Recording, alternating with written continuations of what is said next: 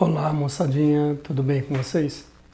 Bom, nessa aula nós vamos começar a estudar equilíbrios químicos. Então, a princípio, nós vamos considerar uma reação reversível. O que é uma reação reversível? Uma reação que ocorre nos dois sentidos.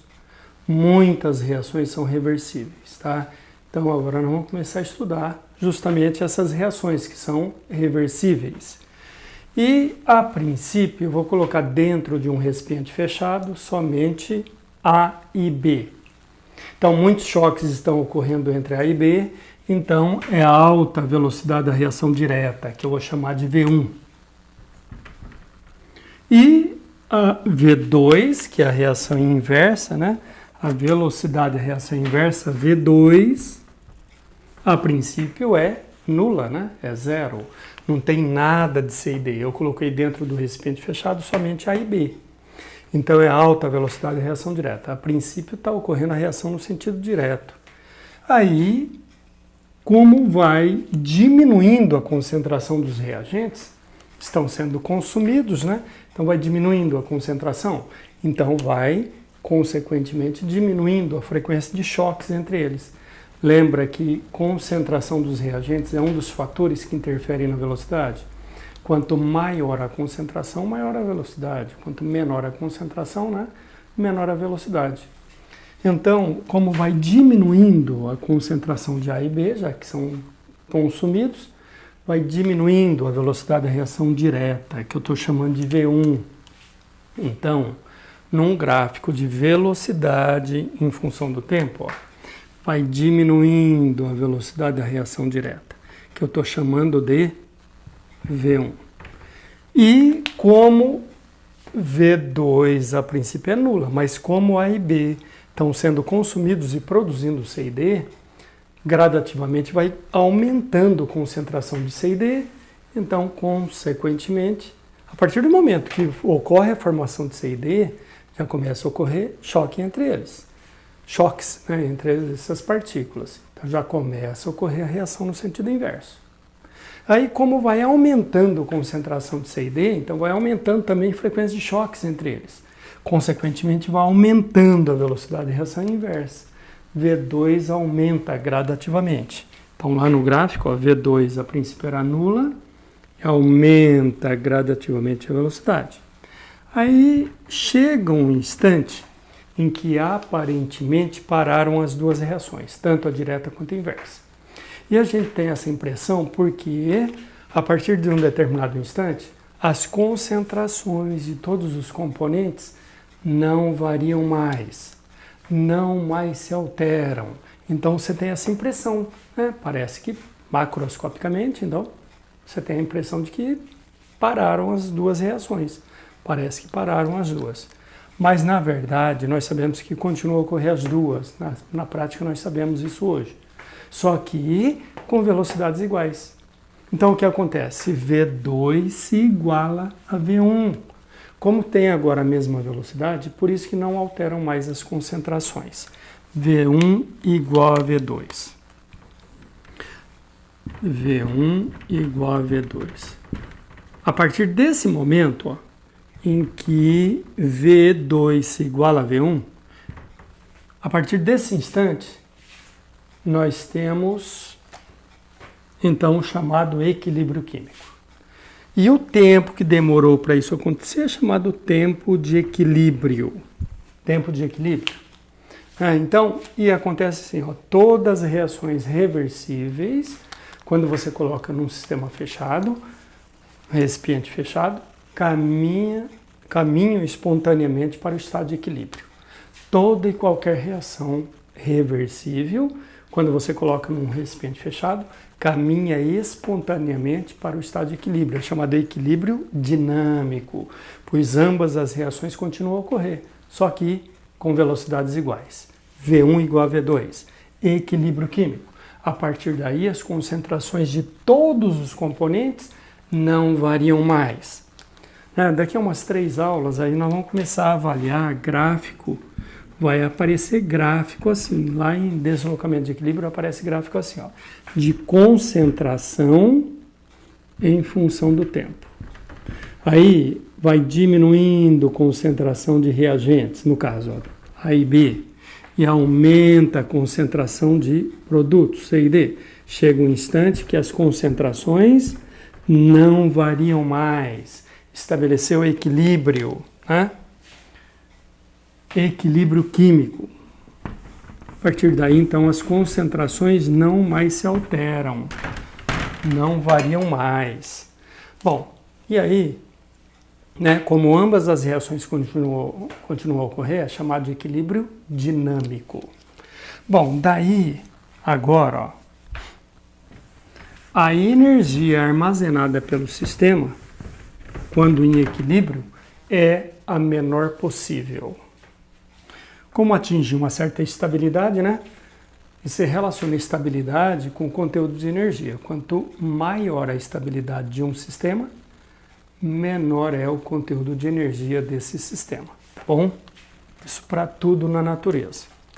Daí, olha só, vamos lembrar da última aula. Velocidade da reação, pela lei de Gutenberg-Wage. V1 é diretamente proporcional, vou chamar de K1, ao produto das concentrações dos reagentes. Os reagentes A e B, elevados aos expoentes que coincidem com os números do balanceamento. Quando for elementar, né, quando ocorrer numa única etapa. E aqui, sempre que é reversível, é elementar. Então, esses expoentes coincidem com os números do balanceamento. E para a reação inversa, V2. O V2 é diretamente proporcional, ó, essa constante da reação inversa eu vou chamar de K2, ao produto das concentrações dos reagentes. Pô, mas os reagentes na reação inversa, ó, são C e D, reagentes e produtos da reação inversa. Então, concentração de C, concentração de D, elevados aos expoentes, que são os números do balanceamento.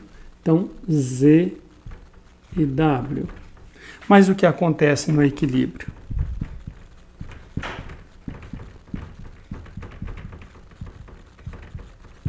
No equilíbrio químico, sempre V1 igual a V2. V1 igual a V2. Daqui, ó, isso é uma demonstração matemática de uma expressão, né, que nós vamos usar. V1 igual a V2. O V1 é tudo isso aqui. K1 vezes concentração de A elevado a X vezes concentração de B elevado a Y igual a V2. Olha o V2. K2 vezes concentração de C elevado a Z vezes concentração de D elevado a W. E aí nós vamos isolar o K1 sobre K2. K1 sobre K2, ó. K1 sobre K2 vai ficar. Foi convencionado internacionalmente se isolar o K1 sobre o K2. Então, isso que está aqui permanece, ó. Concentração de C elevado a Z vezes concentração de D elevado a W sobre, ó, o que está multiplicando o K1, passa dividindo. Então, sobre concentração de A elevado a X vezes concentração de B elevado a Y.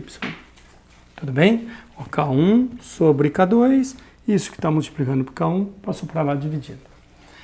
E esse quociente K1 sobre K2 é denominado de constante de equilíbrio, em termos de concentração, Kc, constante de equilíbrio em termos de concentração. Então, é igual a...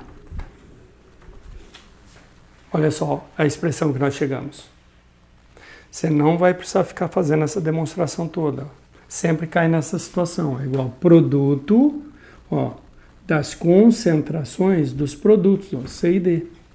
Então, concentração de C elevado a Z vezes concentração de D elevado a W, sobre produto das concentrações dos reagentes. Produtos sobre reagentes. Ponte sobre o rio. Produtos sobre reagentes. P sobre R. Então vai ficar concentração de A elevado a X vezes concentração de B elevado a Y. Então, constante de equilíbrio em termos de concentração é produto das concentrações dos produtos sobre produto das concentrações dos reagentes, elevados aos expoentes que coincidem com os números do balanceamento. Agora, na expressão de Kc, o cuidado que você tem que ter é o seguinte: sólido não entra. Na expressão de Kc, sólido não faz parte, sólido não entra, tá bom? Então, se tiver algum sólido, não vai fazer parte dessa expressão. Aí tem uma outra, que é chamada de Kp, que é análoga a essa. Kp é constante de equilíbrio em termos de pressões parciais. É igual a produto das pressões parciais dos produtos sobre produto das pressões parciais dos reagentes. Então, pressão parcial de C elevado a Z vezes pressão parcial de D elevado a W sobre pressão parcial de A elevado a X vezes pressão parcial de B elevado a Y. Tá vendo? É análoga a essa. Só que, em vez de você colocar colchete, que é concentração, você usa o pezinho de pressão, tá? E aqui é parênteses, ó, tá? Então, produto das pressões parciais dos produtos sobre produto das pressões parciais dos reagentes. Agora, acontece o seguinte, na expressão de Kp, só entram gases. Só se tem razão falar em pressão parcial quando é gás. Então, fica atento a esse detalhe, ó. Você vai olhar o estado físico aqui.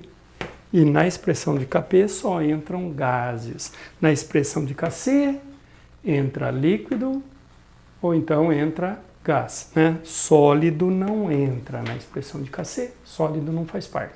Aliás, sólido não vai fazer parte de constante de equilíbrio nenhuma. Depois nós vamos ver outras constantes. Daí nós vamos estudar pH, cálculo de pH, tá bom? Bom, então, por enquanto aqui é isso. Aí nós vamos resolver os exercícios. Isso aqui é a parte conceitual, a parte teórica aí, já das 3 aulas que nós vamos trabalhar na sequência, tá bom?